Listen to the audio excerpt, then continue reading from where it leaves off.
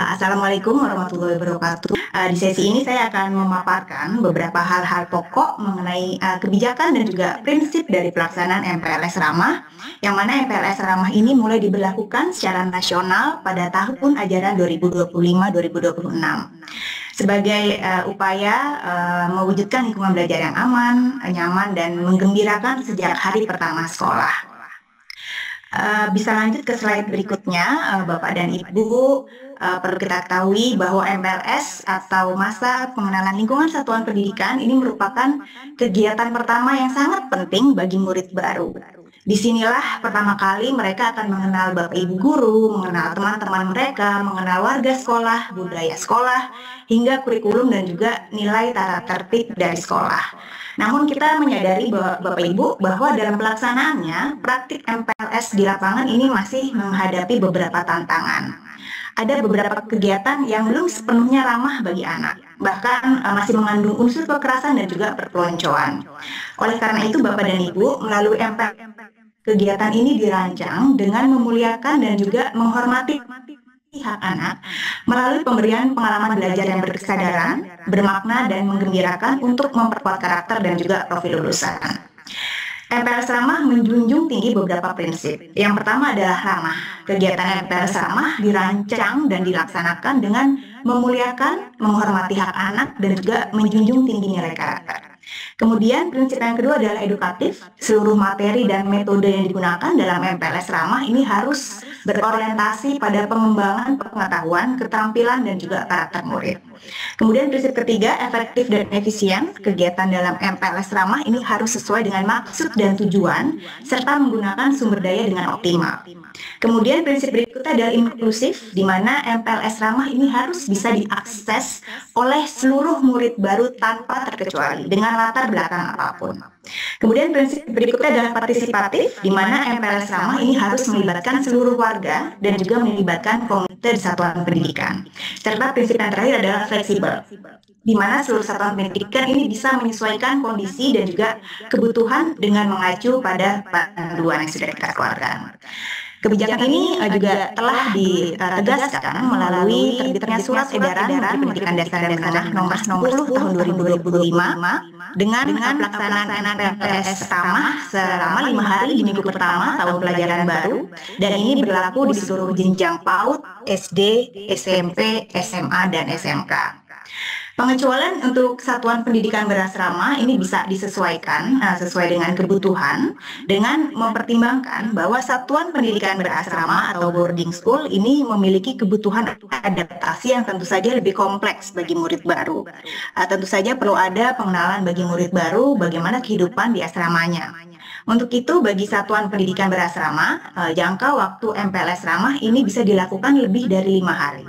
Tentu saja disesuaikan dengan kebutuhan adaptasi yang lebih mendalam, tetapi juga tetap harus berpedoman pada prinsip pelaksanaan MPLS Ramah. Lanjut. Nah, Bapak Ibu, melalui surat edaran resmi ini, kami sangat berharap Bapak Ibu Gubernur dan juga Bupati Wali Kota ini memastikan MPLS Ramah di wilayah dan kewenangan masing-masing dilaksanakan sesuai dengan panduan resmi. Dalam implementasinya, pemerintah daerah ini juga diharapkan untuk memfasilitasi satuan pendidikan dalam pelaksanaan MPLS Ramah dan memastikan seluruh satuan pendidikan untuk melakukan sosialisasi kepada orang tua atau wali.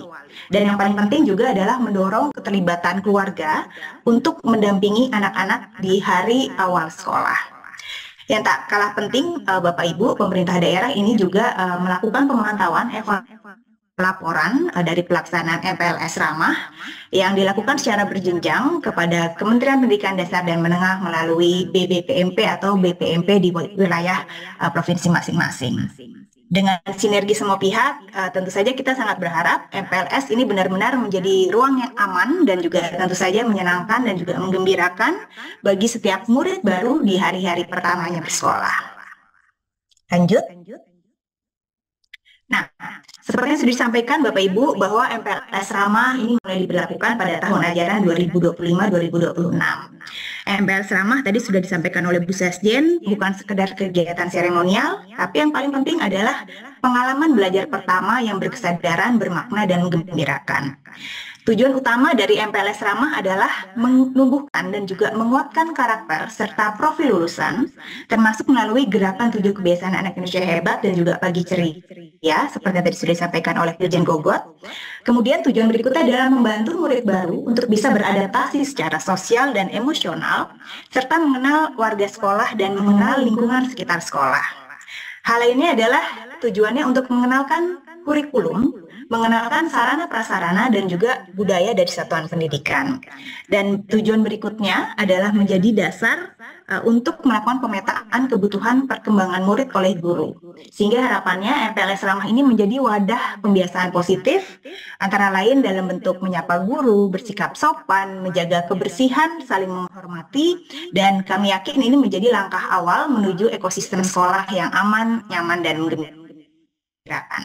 Lanjut. Nah, Bapak Ibu, pelaksanaan MPLS Ramah tentu saja harus dimulai dari tahap perencanaan. Pertama, satuan pendidikan ini penting untuk membentuk panitia MPLS melalui SK Kepala Satuan Pendidikan, dan panitia MPLS ini harapannya melibatkan Kepala Satuan Pendidikan, Bapak Ibu guru, dan juga tentu saja tenaga pendidikan. Dalam hal terjadi keterbatasan sumber daya manusia, bila diperlukan, Bapak Ibu bisa melibatkan OSIS atau MPK. Dan OSIS dan atau MPK ini bisa dilibatkan hanya sebagai pendamping tapi bukan pelaksana utama. Dan dalam prosesnya tentu saja dan implementasinya tetap harus di bawah bimbingan dari Bapak Ibu guru. Kemudian yang kedua, tahap kedua, panitia tentu harus menyusun program secara lengkap dan terstruktur, mencakup materi kegiatan, kemudian jadwal pelaksanaan, kebutuhan anggaran, dan juga yang perlu diperhatikan adalah ketentuan tidak membebani orang tua melalui pungutan dalam bentuk apapun. Kemudian tahapan yang ketiga, satuan pendidikan ini juga wajib mensosialisasikan rencana kegiatan ini kepada orang tua, mulai dari informasi mengenai tujuan, materi, kemudian apa saja tiap pihak, hingga mekanisme pelaporan jika ada pelanggaran. Dan Bapak Ibu, dalam MPLS Ramah ini kita sudah membagi dalam dua bentuk kegiatan. Yang pertama adalah kegiatan wajib dan yang kedua adalah kegiatan pilihan. Kegiatan wajib ini artinya kegiatan yang harus dilaksanakan pada saat MPLS Ramah dengan mengacu pada silabus yang sudah disusun. Antara lain adalah kegiatan-kegiatan penguatan karakter melalui gerakan 7 kebiasaan anak Indonesia hebat dan pagi ceria, kemudian pengenalan kurikulum, kegiatan pengenalan dan interaksi positif dengan warga satuan pendidikan, kegiatan pengenalan sarana prasarana, kemudian juga budaya sekolah, dan juga yang terakhir adalah kegiatan asesmen MPLS Ramah untuk literasi membaca dan juga numerasi.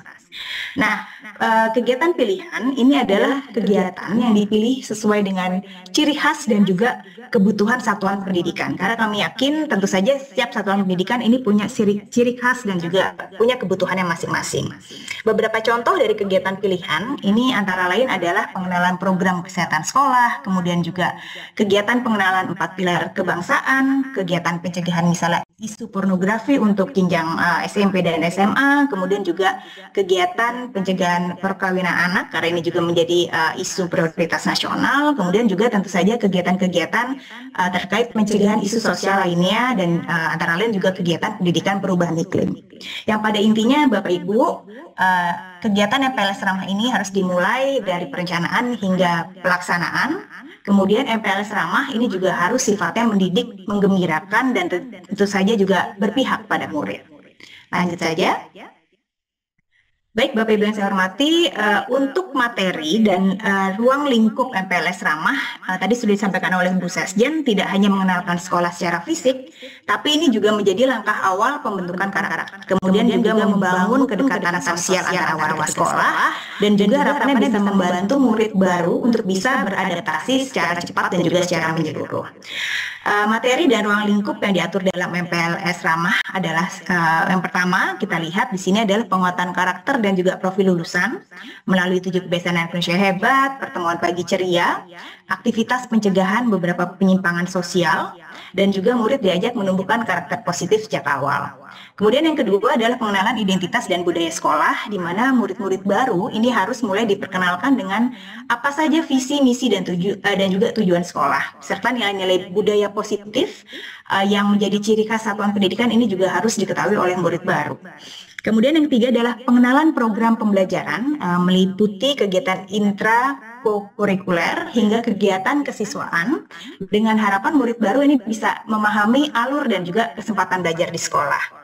Kemudian berikutnya adalah interaksi positif dengan warga sekolah, di mana murid baru harapannya bisa membangun relasi sehat dengan bapak ibu gurunya, dengan tenaga kependidikan dan juga tentu saja dengan teman sebayanya, dengan suasana inklusif yang menggembirakan di sekolah. Kemudian yang berikutnya adalah pengenalan sarana prasarana dan juga lingkungan sekitar. Murid baru perlu diajak untuk mengenal denah sekolah, kemudian apa saja fasilitas yang tersedia di sekolah, serta bagaimana kondisi lingkungan sekitar yang tentu saja relevan dengan kegiatan belajar.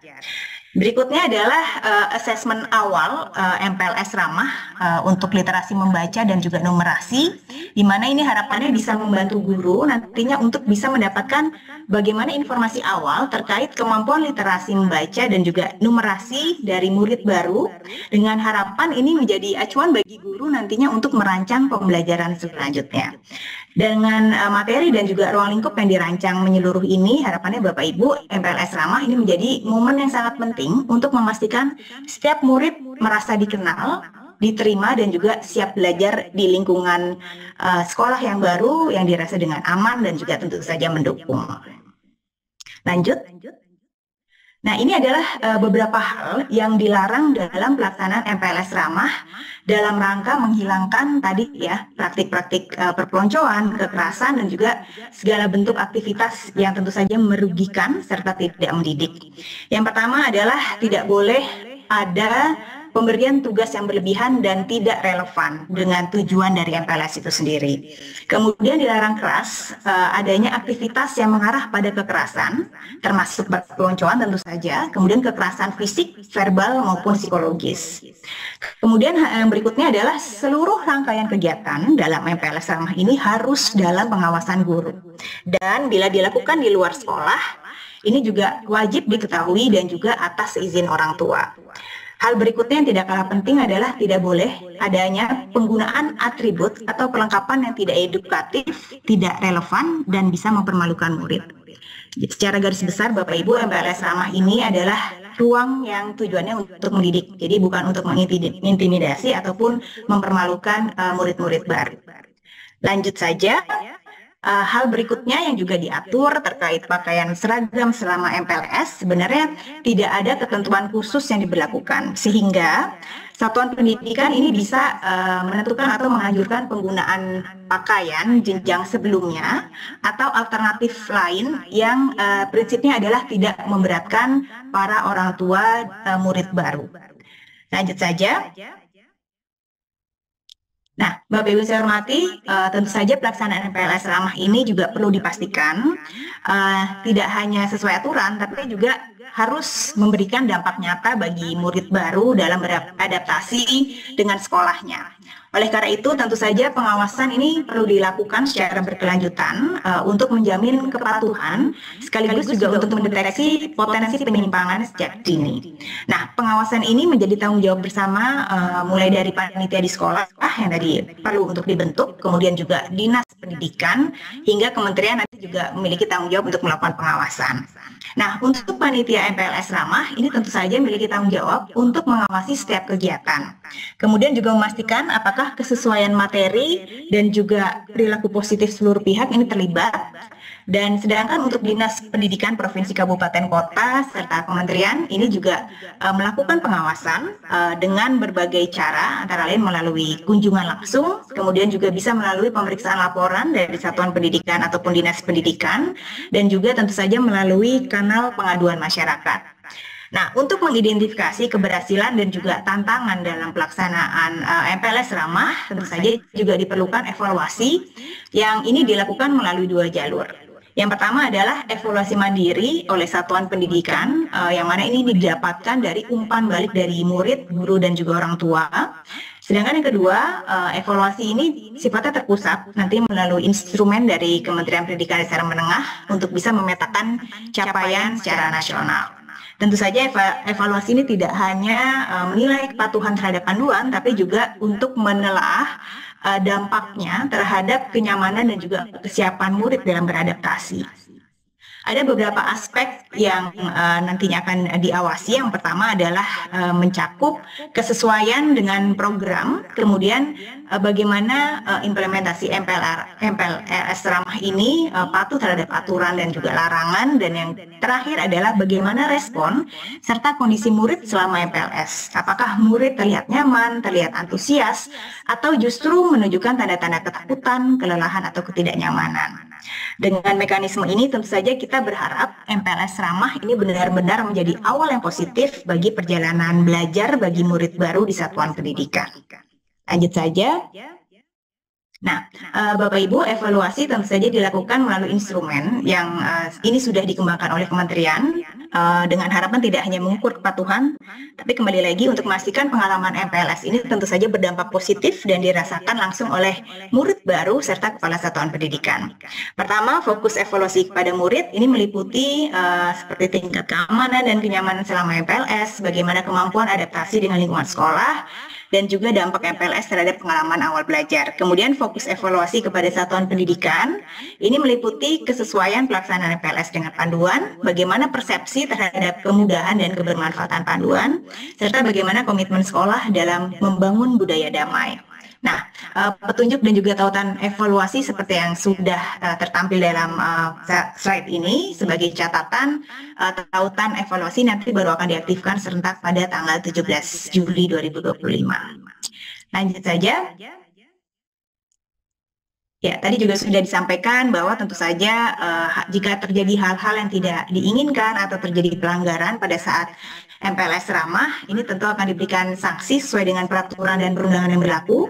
Dan untuk memastikan bahwa pengawasan dan juga bentuk partisipasi publik, masyarakat ini bisa melaporkan jika diketahui adanya terjadi pelanggaran dalam implementasi MPLS ramah, bisa melaporkan melalui ULT Kemendikdasmen, melalui channel 177, kanal 177, ataupun kanal lapor di https://kemendikdasmen.lapor.id. Selanjutnya, berikutnya adalah tahap laporan Bapak dan Ibu, di mana tahap ini penting sekali untuk memastikan tidak hanya aspek akuntabilitas dan transparansi, tetapi juga sebagai dasar pengambilan kebijakan, pembinaan, dan juga peningkatan kualitas MPLS di seluruh daerah. Pelaporan dilakukan secara berjenjang, mulai dari satuan pendidikan melaporkan ke dinas pendidikan, lalu dinas pendidikan diharapkan untuk melaporkan ke kementerian melalui balai besar penjaminan mutu pendidikan atau balai penjaminan mutu pendidikan di setiap provinsi. Untuk laporan ini sendiri, bagaimana hasil evaluasi mandiri yang sudah dilakukan, apa saja kendala dan tantangan, dan tentu saja yang paling penting ini adalah rekomendasi perbaikan ke depan.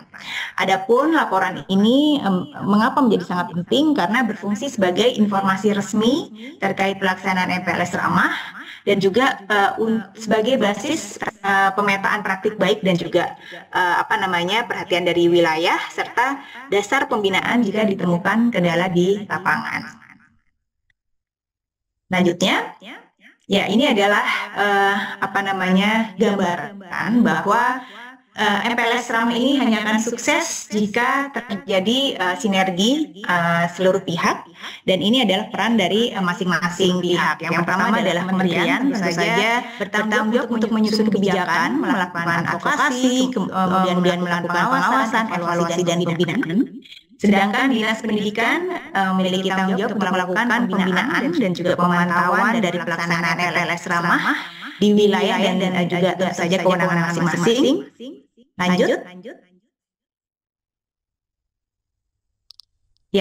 Satuan pendidikan juga menjadi pihak yang luar biasa penting karena memiliki tanggung jawab untuk proses penyusunan, pelaksanaan, pelaporan kegiatan, dan tentu saja ini harus memperhatikan prinsip MPLS ramah. Kemudian juga menyampaikan informasi yang lengkap dan detail kepada orang tua atau wali murid terkait pelaksanaan MPLS ramah, dan juga menjamin tidak ada kegiatan yang dilarang pada saat pelaksanaan MPLS ramah.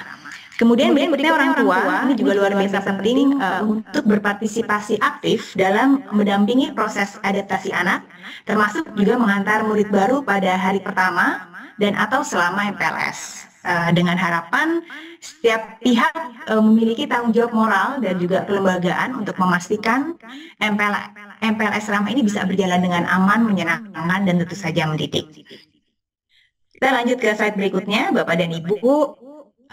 Silabus ini juga telah kita susun sebagai acuan pelaksanaan kegiatan MPLS ramah, di mana silabus pada tiap jenjang ini memiliki penjelasan apa saja kegiatan wajib dan juga kegiatan pilihan. Dan pada tiap jenjang ini mungkin memiliki beberapa topik yang sama ya Bapak Ibu. Hanya saja nanti cara pelaksanaan tentu saja disesuaikan dengan tahap usia murid tiap jenjang. Dalam kegiatan MPLS ramah ini juga kita sudah mulai mengajarkan kepada murid baru terkait bagaimana aktivitas bermasyarakat, misalnya dalam bentuk bakti sosial, gotong royong, kerja bakti dan lain-lain. Dan juga kita memberikan kesempatan bagi murid baru untuk belajar percaya diri gitu ya, untuk menunjukkan apa bakat dan juga minatnya. Di sini bisa dilihat silabus MPLS PAUD. Ini ada kekhususan ya Bapak Ibu, di mana aspek pengenalan terhadap sarana-prasarana ini termasuk pengenalan alat permainan edukatif. Kemudian juga untuk pengenalan terhadap kurikulum satuan pendidikan ini juga harus disampaikan kepada orang tua atau wali murid. Dan kemudian juga adanya proses pengisian formulir identitas diri dari murid baru. Harapannya ini bisa menjadi basis guru untuk mengenal karakteristik dan juga kebutuhan perkembangan murid baru. Dan untuk formulir identitas diri murid baru ini tentu saja perlu diisi oleh orang tua ataupun wali masing-masing. Kemudian lanjut untuk silabus jenjang SD, lanjut saja.